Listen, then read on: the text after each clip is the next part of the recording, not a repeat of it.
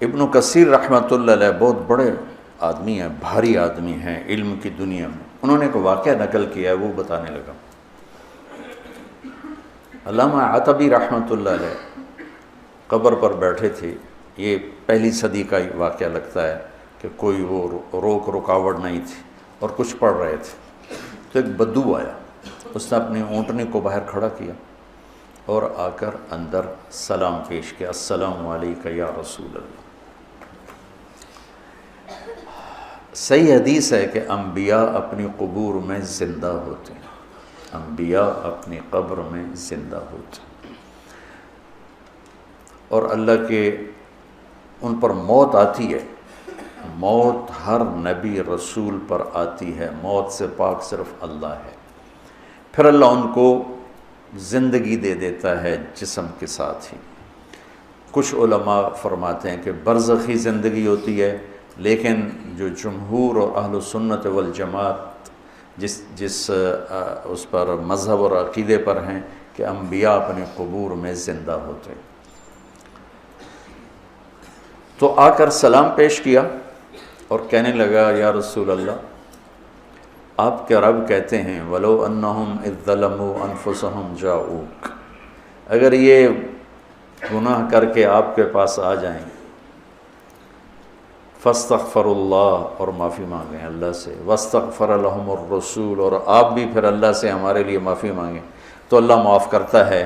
تو جِئْتُكَ مُسْتَغْفِرًا لِلذُّنُوبِ وَمُسْتَشْفِعًا بِكَ إِلَىٰ رَبِّي أَنْ يَغْفِرَ لِي، میں آپ کے پاس اپنے گناہوں کا بوجھ لے کر آیا ہوں اور آپ کو سفارشی بناتا ہوں اللہ کی بارگاہ میں کہ اللہ تعالیٰ مجھے معاف کر دے۔ اور پھر اس نے 4 شعر پڑھے، 2 شعر اب بھی روضہ مبارک کا جو 2 پلر ہیں، جیسے یہاں کھڑے ہو کر سلام کر دیں، ایک شعر یہاں لکھا ہوا ہے، ایک شعر یہاں لکھا ہوا ہے، 2 کتاب میں لکھے ہوئے ہیں۔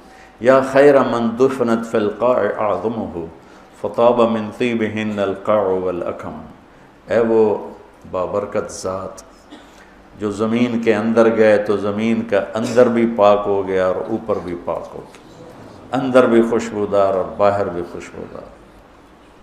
یہ ادھر ہے شعر، نفس الفداء لقبر انت ساکنہ فیہ العفاف وفیہ الجود والکرم، میری جان اس قبر پہ قربان جس میں آپ آرام فرما رہے ہیں، آپ کے ساتھ آپ کی سخاوت بھی ہے، آپ کی دریا دلی بھی ہے، آپ کی فیاضی بھی ہے۔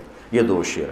اگلے 2، انت الشفیع الذی ترجى شفاعتہ علی الصراط اذا ما زلت القدم، آپ ہی وہ شفیع مذنبین ہیں کہ پل صراط پار ہوگا آپ کی سفارش اور شفاعت سے، عملوں سے نہیں، آپ کی شفاعت سے پل صراط پار ہوگا۔ وصاحباک لا انساہما ابدا، اور میں آپ کے دونوں ساتھی ابو بکر عمر کو بھی کبھی نہیں بھول سکتا۔ منی السلام علیکم ما جرى القلم، کیا شعر کہہ گیا اور کیا بات کر گیا، یا رسول اللہ قیامت تک جب تک قلم چلتے رہیں میرا سلام آپ تینوں کو پہنچتا رہے۔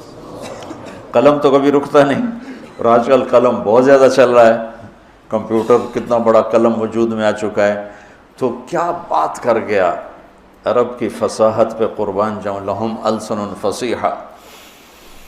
ایران کے بادشاہ نے کہا تھا کہ عربوں میں کیا خصوصیت ہے، تو وہ تھا امیہ بن ابی سلط، اس نے کہا لہم قلوب جریہ وانصاب محفوظہ والسنۃ فصیحہ، کہ میرا سلام پہنچے آپ تینوں کو جب تک قلم چلتا رہے، اور پھر وہ روتا ہوا باہر نکل گیا۔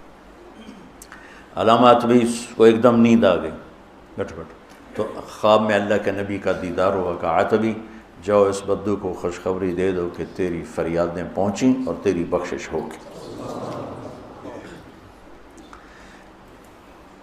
ہمارے نبی کے معجزات میں ایک معجزہ ہے کہ آپ کی قبر موجود مشہود، باقی جتنے انبیاء ہیں ان کی قبریں یقینی نہیں ہیں۔ ابراہیم علیہ السلام کی قبر موجود ہے اور کئی انبیاء کی قبریں عراق میں، فلسطین میں، لیکن یقین سے نہیں کہہ سکتے کہ واقعی یہ ہیں، صرف ہمارے حبیب پاک ہیں جن کی قبر مبارک یقین کے ساتھ ہے۔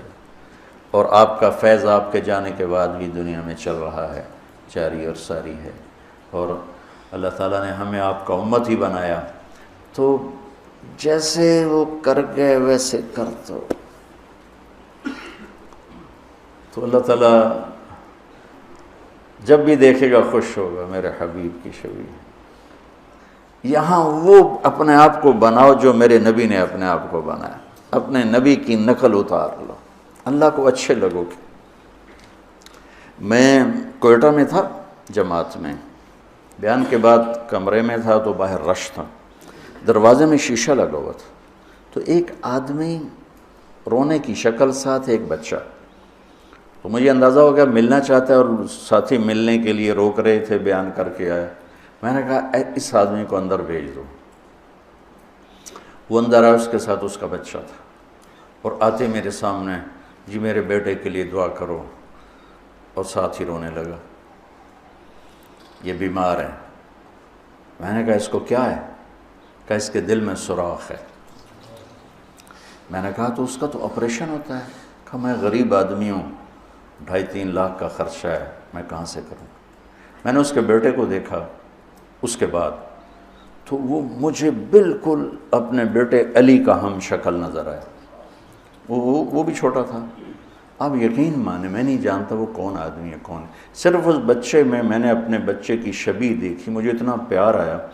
میرا بھائی دل کا ڈاکٹر ہے، میں نے اسی وقت فون اٹھایا، میں نے کہا ایک مریض بھیج رہا ہوں، اس کا 1 پیسہ نہیں لگنا چاہیے، سارا اس کا علاج ہم کریں گے۔ ان کا ٹھیک ہے بھیج دو۔ اس کا صرف کوئٹے سے لاہور کا کرایہ اور لاہور سے کوئٹے کا کرایہ خرچ ہوا، باقی سارا انتظام کیا کس بات پر؟ میرے بیٹے کے مشابہ تھا۔ تو میں ایک چھوٹا سا آدمی ہوں، اور اپنے بچے کی شبیہ سے محبت آئی اور میں نے اس کا علاج کروایا۔ تو جب اللہ اپنے حبیب کی شبیہ تم میں دیکھے گا تو اس کو کتنا پیار آئے گا۔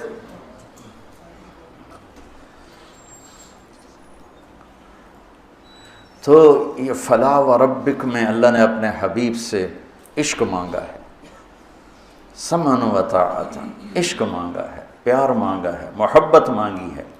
صرف یہ نہیں مانگا کہ اس کے فیصلے قبول کرو، یہ مانگا ہے کہ دل جان کی گہرائیوں سے قبول کرو۔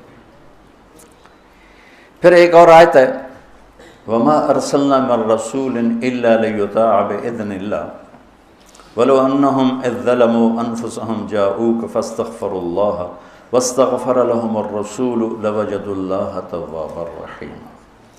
یہ بھی آپ کی شان میں بہت بڑی آیت ہے، خیر سارا قرآن ہی آپ کی شان بیان کر رہا ہے۔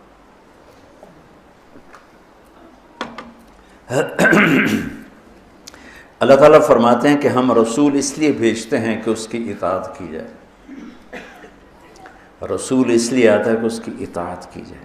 دیکھو میرے عزیزو، ایک قوم ایسی ہے جن کے لیے کوئی نمونہ نہیں، کوئی ان کے لیے کوئی ماڈل نہیں، کوئی آئیڈیل نہیں، تو جیسے بھی چلیں، جیسے بال بنائیں، جیسی شکل بنائیں، جیسا لباس پہنیں، ان کے سامنے کوئی آئیڈیل کوئی نہیں۔ ہمارے سامنے آئیڈیل ہستی ہیں، وہ محمد مصطفیٰ صلی اللہ تعالیٰ علیہ وسلم، میرے اللہ کے حبیب، حبیب، خلیل، کلیم، ایک ہی صورت میں۔ الم نشرح لک صدرک، موسیٰ علیہ السلام سے اللہ نے کہا اذهب الی فرعون، جائیے فرعون کے پاس۔ انہوں نے کہا رب اشرح لی صدری، یا اللہ میرا سینہ کھول، اللہ نے کھول دیا۔ لیکن اپنے حبیب کو اللہ تعالیٰ نے بن مانگے فرمایا الم نشرح لک صدرک، ہم نے آپ کا سینہ کھول دیا۔ موسیٰ علیہ السلام نے دعا کی ویسر لی امری، میرا کام آسان کر، اور میرے نبی کو اللہ نے بن مانگے فرمایا وَوَضَعْنَا عَنْكَ وِزْرَكَ الَّذِي أَنْقَضَ ظَهْرَكَ۔ کلیم اور حبیب کا فرق، خلیل اور حبیب کا فرق۔ خلیل ابراہیم نے دعا کی وَجَعَلْنِي لِسَانَ صِدْقٍ فِي الْآخِرِينَ، میرے بعد میرا نام اچھی یادوں کے ساتھ گونجتا رہے، اللہ نے قبول کی۔ درود ابراہیمی ہر نماز میں پڑھتے ہیں۔ اپنے حبیب کو مانگنے سے پہلے فرمایا وَرَفَعْنَا لَكَ ذِكْرَكَ، ہم نے آپ کے نام کو بلند کر دیا، آپ کی ذکر کو بلند کر دیا، بن مانگے۔ خلیل اسے کہتے ہیں جس کی محبت گڑ جائے راسخ ہو جائے، اور حبیب اسے کہتے ہیں جس کی محبت کی انتہا نہ ہو، کیونکہ حبیب ہے حبہ سے، حب دانے کو کہتے ہیں۔ دانے کی صفت کیا ہے؟